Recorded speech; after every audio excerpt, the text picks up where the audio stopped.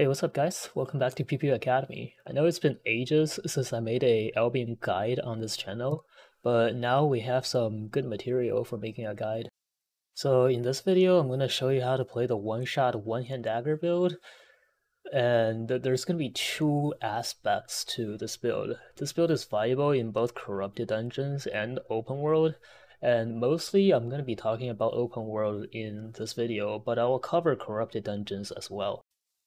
So initially, this build was made for corrupted dungeons, and I didn't make this build myself. Some big genius out there made it for doing Slayer corrupted dungeons, and all of us that are playing this build on stream nowadays are just copying this big genius. And I have no idea who the original creator of this build is. So if you're the guy that made this, step forward, claim some credit. But anyways, in my opinion, this build right now is really the best for open world, and for corrupted dungeons it's kind of mediocre, right? Because there's some meta corrupted dungeons built right now that are kind of a pain in the ass to deal with for a one-shot dagger. Namely, it's all the cleric cow users in corrupted dungeons that are just really hard to fight against with a one-shot build of any sort. And you can definitely still win a fight against the cleric cow with this build if you just bait out their cooldowns. And I'm going to talk about how to do that later, but first we're going to talk about the open world. So let's talk about the open world version of this build. This is how I build it, right? So you want to do one-hand dagger, Lyrian Cane offhand, hunter jacket, royal helmet, and demon cape. Now this build is really IP reliant, so you need, well, maybe you don't need A3s, but you need at least 1450 to like 1500 IP, somewhere in between. Somewhere around that range is when the build actually starts to work. Anything lower than that, and you will not be able to chain your Shadow Edge into your helmet properly, especially on people that have some CC resist. So on people that has higher gear, or if they're wearing plate armor, or if they're mounted, right? Anything that gives them CC resist will make it so that your Shadow Edge doesn't last long enough for your Royal Helmet to hit, right? And if you can get it to chain together perfectly, they'll be able to like pop a defensive in between your two stuns, or they'll just be able to like dash away from you or something. So your build's not gonna work at low IP.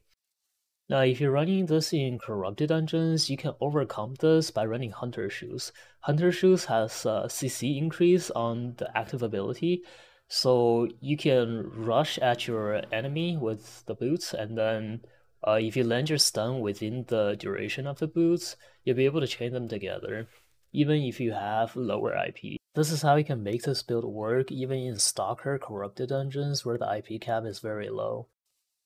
And in the last video, I was showing you a bunch of clips like this one where I just look at the guy and they die, and it didn't matter if they were mounted or if they were in plate or if they were in plate and mounted. It seemed like you can just one-shot anything. But of course, in reality, it's much more tedious than that. And a lot of it is really just about target selection. A lot of times when you're fighting a group, one or two guys in the group might have a counter to you. So for example, the most common one is Clerical.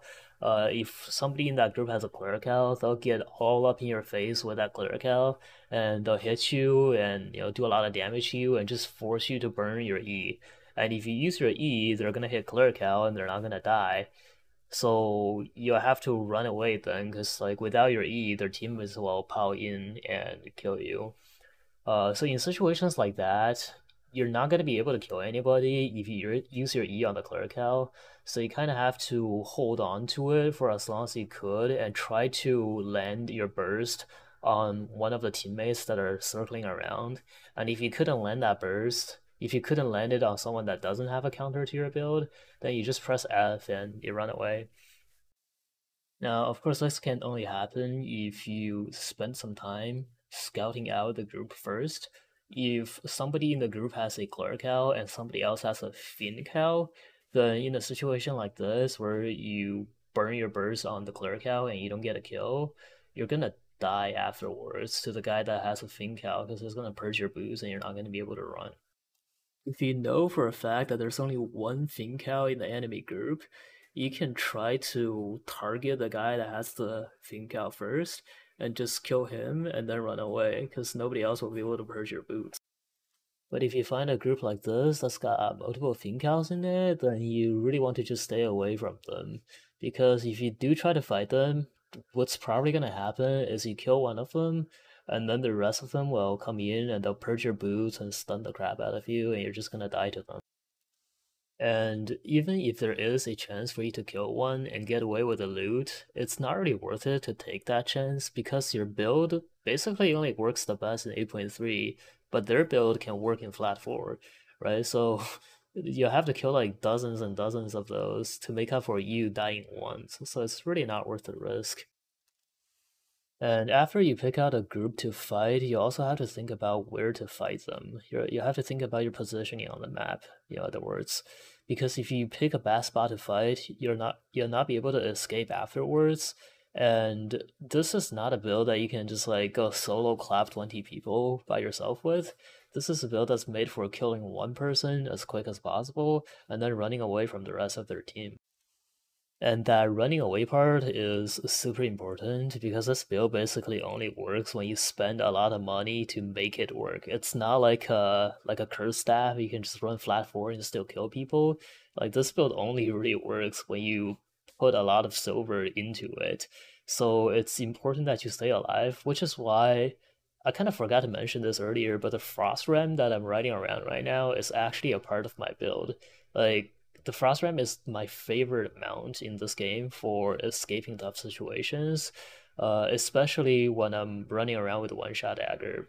Because the F ability on the Frost Ram, it gives you a iframe leap that lets you leap over people that are trying to cut you off, right? So you don't get stunned by stuff like, claws, like shadow edges, mazes, stuff like that. You can just leap over them and not get stunned. And also, because it's a iframe, you don't take damage during it. So if you're running through mobs, you can iframe over the mob, which allows you to keep your gallop.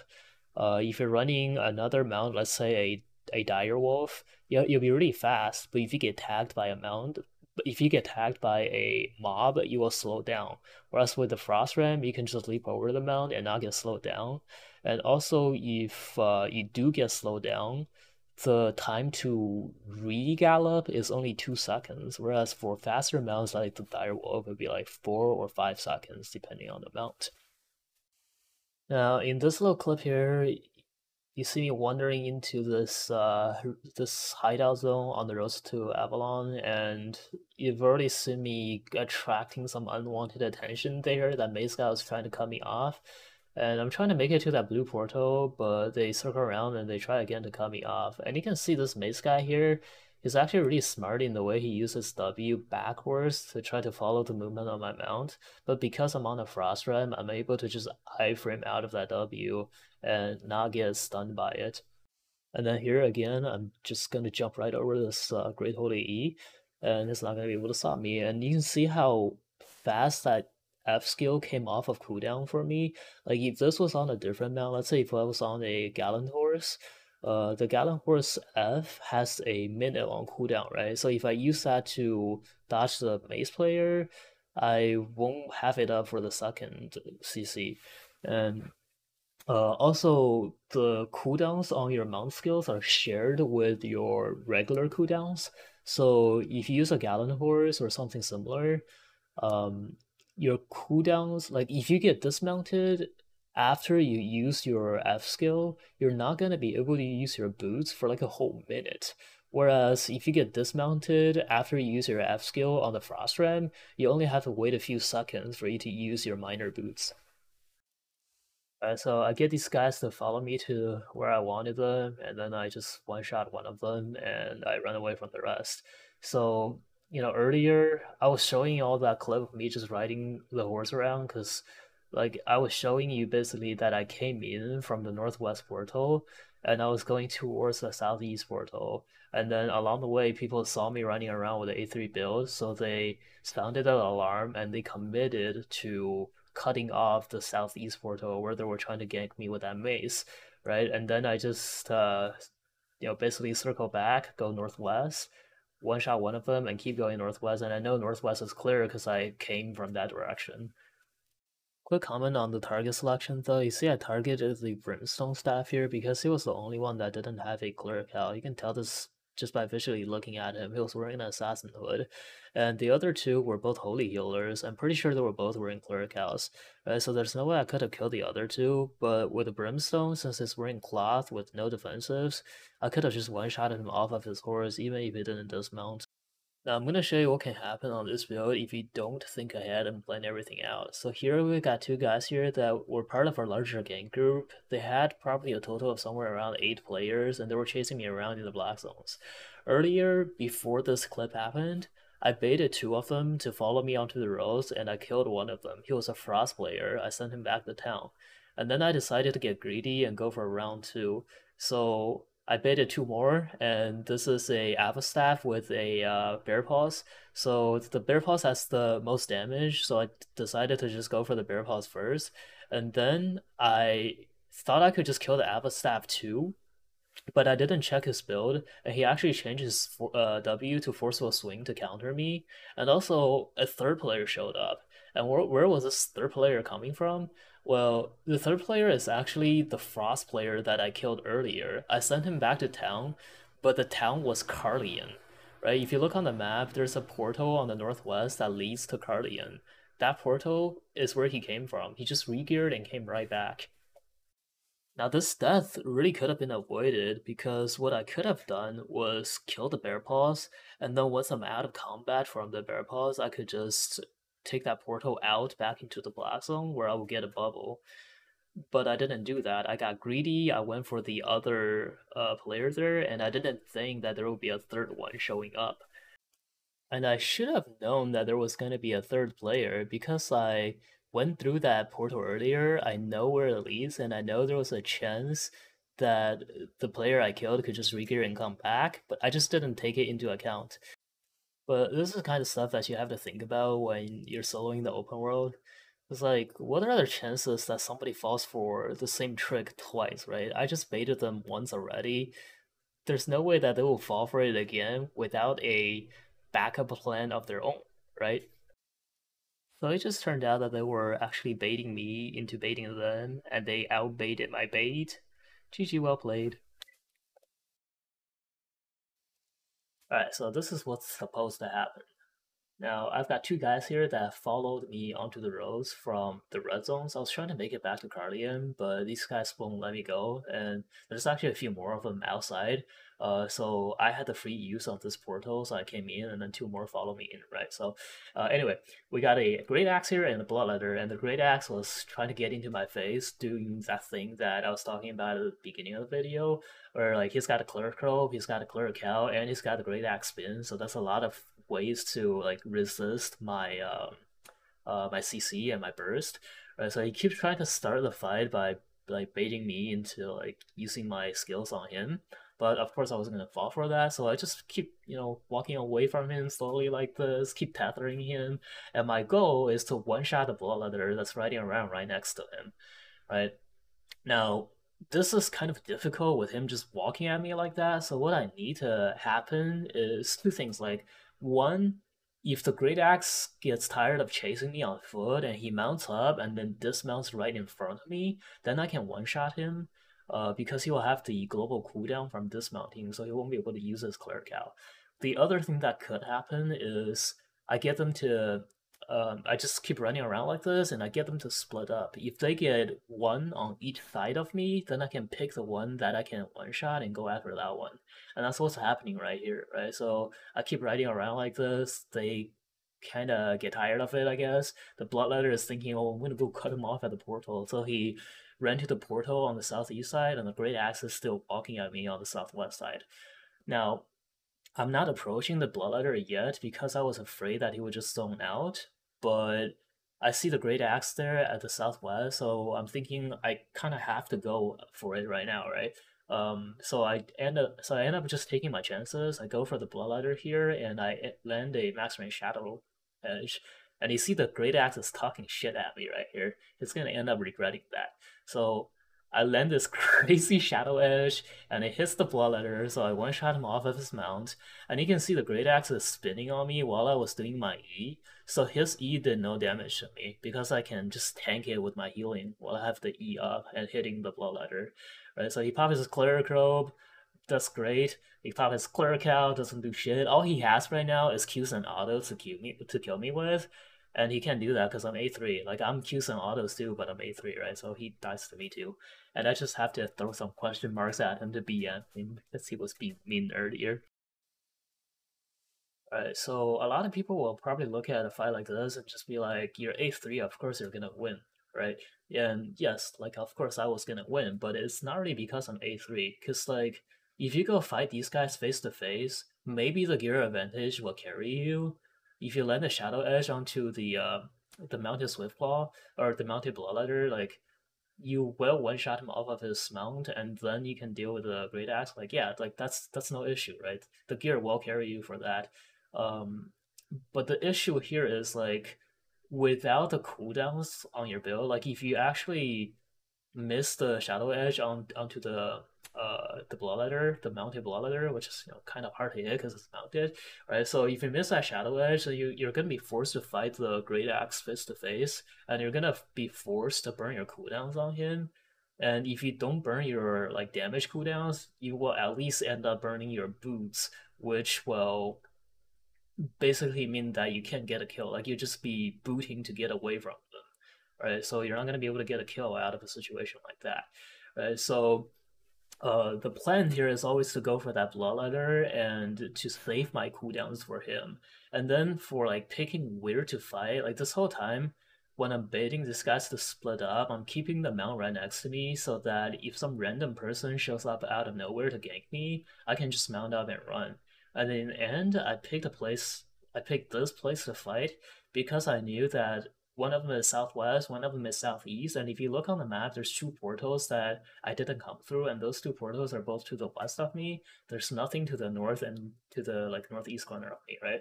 There's no portals there. So if random people show up, they're probably gonna show up from the west side, right? So if something goes wrong here, like if I miss my skill, if I miss my Shadow Edge here, um, what I could do is just wait for the axe to get on top of me and then use my boost to run northwest. And chances are I'm not gonna run into some random third party there, right? So like right here, he burned his where he burned his E. Like assuming if I imagine if I missed that W, right? That was a lucky W. If I missed it, I would still be okay because I can just boost northwest because the great axe already used his boost to chase me, right? And if he didn't, I can just wait until he's on top of me and then boost northwest, and I'll be okay. So like that's what you're supposed to think about when you're soloing with this build, because you really only got one shot to kill, and then you got one shot to run away with your boots. And if you screw that up, if you run into a third party, you're dead. All right, so let's sum it up for the open world. Don't burn your burst on people with cleric out. Don't fight any groups that has multiple fiend cows. And in some zones, you need to think about death timers. This is especially true in the red zones around Carlion and in the portal zones in black zones. And always have a escape route when you're engaging onto a group. Make sure you look at the map first and think about where to go after you get the kill, so you don't noob trap yourself, and so that you don't run into some third party.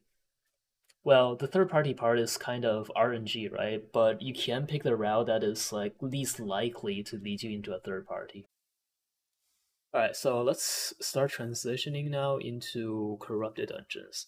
Now, first of all, if you're playing this build in the open world, your ideal combo is gonna be R first, and then W, and then helmet, and then E. Right, so to break it down for you, you turn your jacket first because it lasts for a whole 8 seconds, and you don't actually need those 8 seconds to kill someone. Your E only lasts for 6 seconds, right? So if you turn your jacket first, you have a whole 2 seconds to land your Shadow Edge, and then your helmet, and then start auto attacking with your E on. And then you want to throw your poison a little bit later because you want to account for undead capes. Sometimes in the open world, I don't have time to inspect someone, and I just guess what they're running by like looking at them. and sometimes I forget to take into account that they might be wearing undead cape. So a habit that I kind of built up by now is to throw my poison last, so that the last 3 seconds of their life they will have a poison on them, a bleeding passive from my dagger passive, and they will still be stunned in the demon cave while their undead cape pops. So they should die in the stun with all the bleeds and demon cape on them, even through undead cape. Now in corrupted dungeons, the combo is the same for most of the times, but sometimes if you're running boots for damage or for stun duration, for example, my friend Jack here is very well known for playing one shot dagger in corrupted dungeons, and he runs hunter shoes for extra stun duration on their W and helmet. So you can use this to overcome people in corrupted dungeons running the CC reduction fish. Right? Sometimes people will run that to try to counter your build. But if you run hunter shoes, then that fish doesn't matter. And some people also prefer to run royal sandals just for even more damage. So if they fight someone that has plate armor on, they can still one burst the guy in plate armor without pre-stacking their Qs. But anyway, if you're running one of these two boost options for corrupted dungeons, then your ideal combo is going to be R first still, and then you want to boots second, and then W, and then helmet, and then E, right? So, um, again, like your jacket lasts for 8 seconds, you don't need the whole 8 seconds. You have time to turn on your boots and then land your shadow edge and helmet. And your boots, if you're especially if you're using hunter shoes, make sure you land the second part of your stun. In other words, your helmet, while your hunter shoes active is still up. The hunter shoes active is only 3 seconds, so don't use it to like bolt across the screen to engage on someone, because a lot of times when you do that, by the time you actually reach that target and you land your shadow edge, the duration of your hunter shoes is already up, and that's extra CC duration is not going to be applied to your royal helmet, and that's going to take away from the one shot ability of your build. So you really want to get kind of close to the other guy already, close enough for inspect. So check him out first. If it's not running clerical, then jacket first, boots, and then land your combo. If the other guy is using clerical, then you'll need to land your helmet without using your boots, right? So you want to just like W and then helmet and start auto attacking to force them to use their clerical. And then while they're in clerical, you want to use your boots to disengage, right? So you want to run away from them for 45 seconds until your helmet comes off of cooldown, and then you can go try again while their clerical is still on that 1 minute long cooldown. Also, another thing that you'll be able to do in corrupted dungeons a lot more effectively than in open world is pre-stacking, because there are a lot of mobs in corrupted dungeons and little traps and crystals and stuff that you can pre-stack on, and you get a lot of extra damage if you can get 3 Q stacks before you start engaging. In a lot of these clips from Jack, you see him one bursting someone in full 8.3 plate armor when they have a slight gear advantage because Jack is fully pre-stacked from just queuing mobs and crystals. But in the open world, there's usually not just random mobs and crystals for you to pre-stack on, so you won't have that. But what you will have is a gear advantage because like I said earlier, the build only works when you have really high IP. So personally, I'm just gonna be running 8.3 with this build all the time. Even if you're running flat 8 though, if you're around 1500 IP, you have a gear advantage on most people out there. Most people out there only run 1300 to 1400 IP. So you have a gear advantage on people, which means you don't need all this preparation. And sometimes I said earlier that the ideal combo was jacket first and then the rest of it, but sometimes because I have such a big gear advantage, I just go straight for the shadow edge and then land the jacket later. If I do that, I'll do less damage because I'm gonna end up auto attacking a couple times with no buffs on, and then a couple times with just the jacket and no E. Right? So I'll end up doing less damage, but it doesn't matter because I'm 8.3 and I one shot anyway. But in corrupted dungeons, since you're running even IP, right? You're in a gear capped scenario. You're not gonna have that overwhelming advantage on someone all the time. So you need to do some preparation sometimes, right? You need to pre-stack sometimes, and you need to land the perfect combo most of the times. Alright, so that's all I got for this video. I am going to link Jack's channel in the video description below. He got banned a while ago on Twitch for having an inappropriate name, but I think he's back on Twitch now, and I'm gonna find his new name and link it for you guys. I highly recommend that you go check out his channel, give him some follows. He has a YouTube too. I'm gonna link it and go give him some subs. And as you can see, a lot of his one shots are really pretty poggers, so go give him some well deserved credit. And as always, please remember to like this video, sub to the channel, turn on the notifications, and put something in the comments so that YouTube will believe that you guys loved my video and they'll boost my algorithms up. Much appreciated. Thank you guys for watching. I'll see you guys next time.